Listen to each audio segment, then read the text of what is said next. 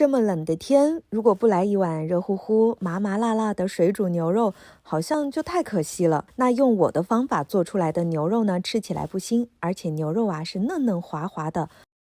我们先用水冲洗一下牛肉的表面，逆着纹路切成薄片。那如果喜欢大口吃肉的朋友，可以把牛肉切大一点哦。随后加一小撮的小苏打，倒入一点清水，抓一抓牛肉。加小苏打的话，是为了使牛肉更加的嫩滑。等到牛肉吸满水分之后呢，加一点白胡椒粉，再来一点盐，抓拌均匀，给牛肉增添一点底味。抓匀之后，再加一勺淀粉，同样抓匀了。最后我们再加一勺油。其实加淀粉和加油呢，都是为了让牛肉吃起来更加的嫩滑的。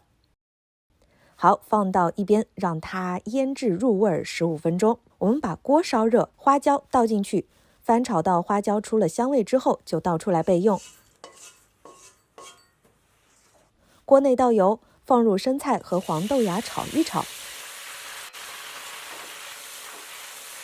等到黄豆芽和生菜炒断生之后呢，加入少许的盐，翻炒均匀就可以出锅了。把它们装入碗底备用。热锅凉油，放入蒜末、花椒面，再加一勺郫县豆瓣酱，炒出红油。锅内炒出红油之后啊，放入一些火锅底料，小火炒到火锅底料化开。炒出香味之后呢，就往锅里加入1大碗的清水，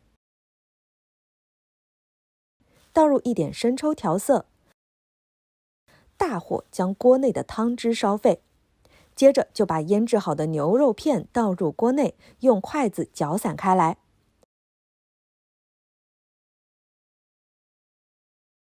煮到牛肉全部变色，锅内再次烧开之后就关火，将牛肉连同汤汁一起倒入豆芽碗内。在表面撒上一些配料，比如说蒜末、小葱末、花椒面、辣椒面等等。最后呢，淋上一勺热油，那这道麻辣鲜香的水煮牛肉就做好了，真的是太下饭了。我们还可以撒上熟的白芝麻装饰一下，好看又好吃。